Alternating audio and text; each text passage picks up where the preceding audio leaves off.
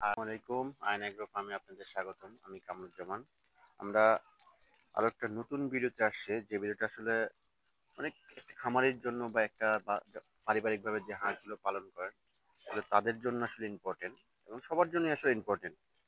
যদি পুরুষ হাঁসের ব্রিডিং করার ক্ষমতা কমে যায় বা মিলন করার ক্ষমতা কমে যায়, তাহলে নির্দিষ্ট কি খাওয়াবো বা আসলে কি পরবর্তীতে এটা রিকভার করা সম্ভব? সো অনেক ভাই আমাকে এই কোশ্চেনটাই করেছেন।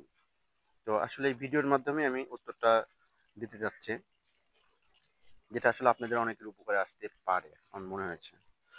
পুরুষ হাঁসের ব্রিডিং ক্ষমতা বাড়ানোর উপযোগী কিছু খাবার আছে আমাদের মনে হয়েছে, এই খাবারগুলো খেলে আসলে এদের ব্রিডিং করার ক্ষমতা বেড়ে যায়। তো এই খাবারগুলো আমি রেগুলার কন্টিনিউ খাওয়াচ্ছি আমার খামারে।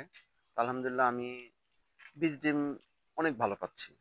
তো আমি যেভাবে খাওয়াচ্ছি, আমি যে আমার শুভাকাঙ্ক্ষী যে ভাইয়েরা আছে তারাও আসলে যদি চায় এভাবে খাওয়াইতে পারে, তাহলে এদেরও একটা ব্রিডিং করার ক্ষমতা বেড়ে যাবে হাঁসগুলোর। আমি যেটা বলতে চাচ্ছি, উচ্চ প্রোটিনযুক্ত খাবার আমার যেটা মনে হয়েছে, উচ্চ প্রোটিনযুক্ত খাবার দিলে এদের ব্রিডিং করার ক্ষমতা বেড়ে যায়। যেমন উচ্চ প্রোটিনযুক্ত খাবার আসলে কোনগুলো?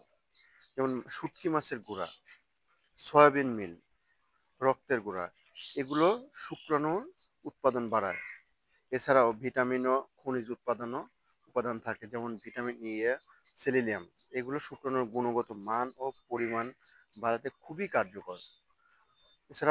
এছাড়াও আপনারা যদি চান, পোলট্রি ভিটামিন মিনারেল মিক্স, যেমন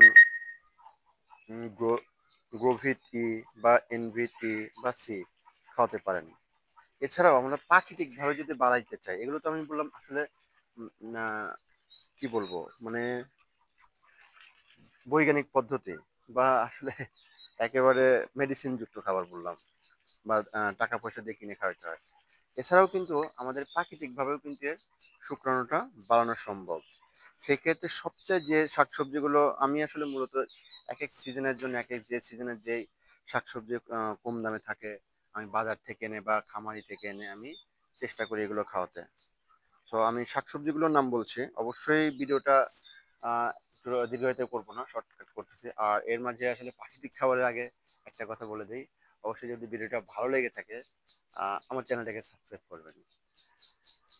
প্রাকৃতিক খাবার যেগুলো আসলে বলতে চাচ্ছি, পালং শাক, তারপরে কলমি শাক, গাজর বা পেঁপে, কলা, এই ধরনের আপনি সবজি যখন আসলে বেশি দাম দিয়ে খাওয়ানোর কোনো কিছু নেই, আপনি অল্প দামে এগুলো যখন যে সিজনে অল্প দামে পাবেন, এটা অল্প দামে শাকসবজিগুলো খাওয়াবেন।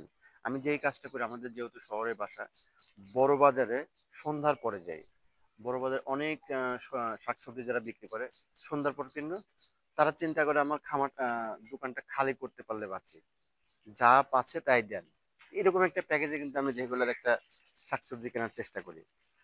তো আপনারাও চাইলে যাদের বাড়ির আশেপাশে বাজার আছে, এই ধরনের একটু ঘোরাঘুরি করলে আপনি আহ, এই শাকসবজিটা পেতে পারেন। আর আরেকটা জিনিস আসলে না বললেই নেই, সেটা আমরা অনেকেই খাওয়াই বা অনেকেই খাই না। তো এটা পরিমাণে খুব কম মিশিয়ে আপনি খাওয়াইলে এদের শুকনোর হারটা বেড়ে যাবে।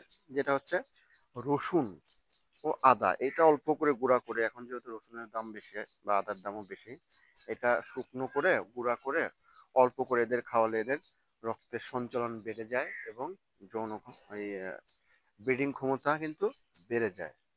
আর একটা জিনিস আপনাদের সাথে শেয়ার করি, এটা অনেক দামি, আপনি চাইলে খাওয়াইতে পারেন।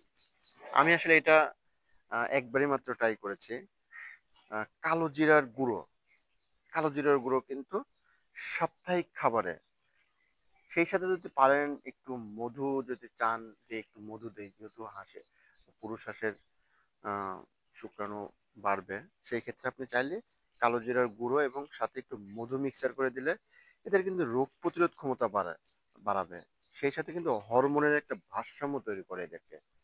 এদের আসলে ব্রিডিং করা কিন্তু একটা হরমোন, এই হরমোনে কিন্তু একটা ভারসাম্য অবশ্যই তৈরি করবে। আপনারা চাইলে কিন্তু এটা করতেই পারেন, যদি হাতে কোনো অপশন থাকে।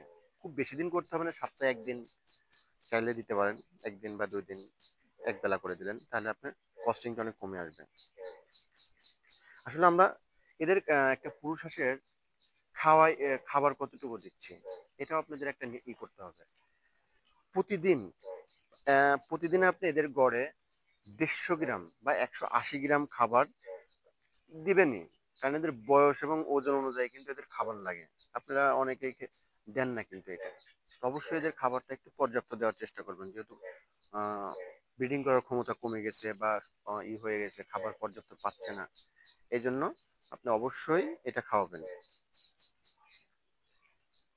আমি ভিডিওটি আসলে আমার খামারের যেভাবে করে থাকি, বা আমি যতটুকু দেখছি, বিভিন্ন মাধ্যমে শুনেছি বা বিভিন্ন জনের কাছ থেকে মাধ্যমে জানতে পেরেছি আসলে কিভাবে এইগুলো করেছে। এটা সুন্দর একটা চার্ট আমার ভিডিওর মাধ্যমে আপনাদের সাথে শেয়ার করবে। অবশ্যই ভিডিওটা আর দীর্ঘায়িত করবো না। ভিডিওটি যদি ভালো লেগে থাকে অবশ্যই আমার চ্যানেলটিকে সাবস্ক্রাইব করবেন, সেই সাথে লাইক কমেন্ট শেয়ার করবেন, আর অবশ্যই আমার ভিডিওটিকে সাবস্ক্রাইব করবেন।